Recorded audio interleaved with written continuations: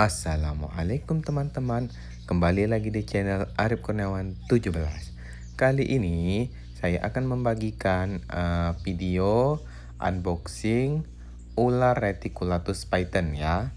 Nah, atau sering dibilang itu ular sanca kembang dan sering juga dibilang ular sawah.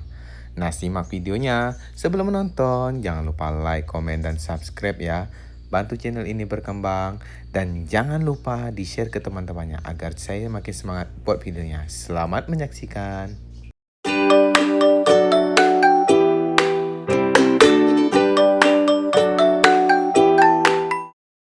Nah, di sini saya sudah mempunyai satu ekor baby reticulatus python. Nah, itu sering dibilang sanca kembang atau sanca bati. Dan orang kita bilang biasanya ular sawah ya. Nah, jadi ular sawah atau ular piton ini, nah itu termasuk dari suku Pitonidae yang berukuran besar dan memiliki tubuh terpanjang di antara ular yang lainnya. Untuk ukurannya sendiri dapat melebihi 8,5 meter dan merupakan ular terpanjang di dunia.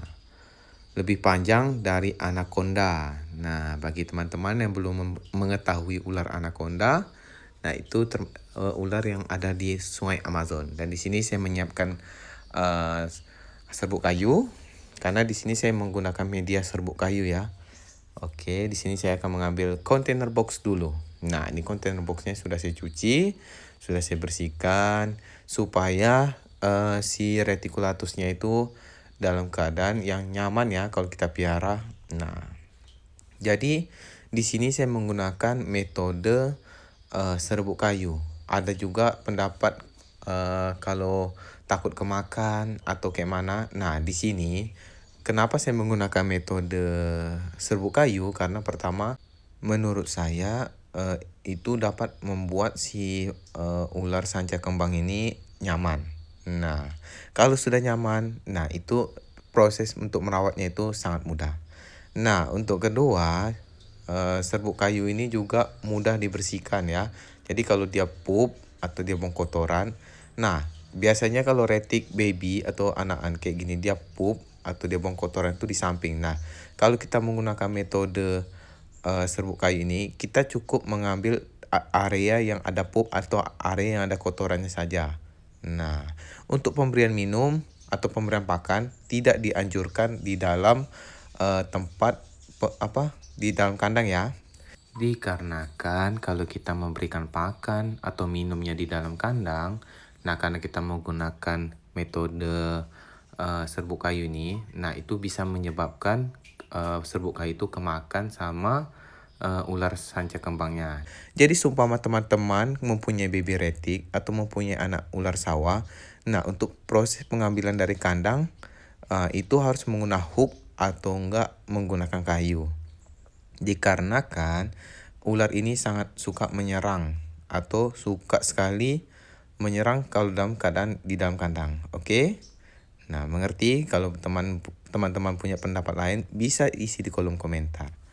Nah, oke, di sini sudah saya setting untuk serbuk kayunya. Tinggal kita proses unboxing ular sanca kembang yang barusan saya ambil atau barusan saya jemput ya di tempat kawan. Oke. Nah, di sini saya buka dulu.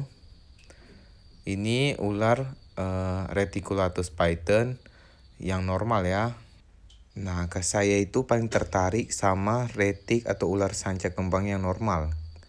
Kenapa saya tertarik? Karena menurut saya motifnya itu unik. Apalagi bentuk yang granitnya itu yang banyak. Nah, itu saya senang kali. Nah, di sini reticulatus python. Terlebih kalau dia baby, untuk teman-teman harus hati-hati ya. Dikarenakan sebenarnya ular reticulatus python ini tidak dianjurkan untuk pemula. Kenapa? Ular ini bersifat labil. Nah, jika teman-teman mau mengadop ular atau mengadop ular lah, nah itu lebih dianjurkan ular pelangi atau enggak ular BP atau ball python. Nah, untuk ular pelangi dan ular barrel python itu, dia itu bersifat tidak agresif dan bagus sekali untuk pemula. Nah, oke, kita lanjut ke Reticulatus python yang saya pegang ini. Nah, ini sangat unik. Kalau saya paling senang sama batik yang kayak bentuknya itu rapi ya. Nah, di sini kan rapi, jadi enak dilihat di mata. Nah, untuk teman-teman, saya bagikan tips sedikit untuk teman-teman ketika ingin memelihara baby retic atau baby sanja kembang. Nah, teman-teman jika ingin mengambil dari kandang, gunakanlah hook atau kayu. Dan ini wajib sekali. Dikarenakan ular ini sangat agresif jika di dalam kandang. Oke, bisa dipahami. Dan jika teman-teman ingin memasukkan tangan ke dalam kandang, nah itu kebanyakan. Nah, sifatnya retic ini defense kandang. Jadi dia akan menyerang apapun yang masuk di kandangnya. Dan untuk proses pemberian pakan lebih baik dilatih untuk di luar kandang. Jangan dibiasakan untuk memberi pakan di dalam kandang. Oke. Untuk minumnya sendiri saya biasanya rendam setiap pagi ya. Jadi dikarenakan dia ini menggunakan metode serbuk kayu, takutnya kemakan. Nah, itu juga bisa menyebabkan kematian. Jadi jika teman-teman mau lebih amannya, serbuk kayunya diangkat. Nah, jadi di polosan aja dikasih ganti kertas pun tidak apa-apa. Oke, karena saya ingin dia nyaman, karena di tempat saya juga termasuk dingin. Nah, jadi saya menggunakan metode serbuk kayu. Oke. Nah, jadi mungkin sekian video yang bisa saya bagikan. Mudahan bisa bermanfaat untuk teman-teman semua. Sebelum saya akhiri, jangan lupa like, komen, dan subscribe ya. Bantu channel ini berkembang. Dan jangan lupa di-share ke teman-temannya. Terima kasih.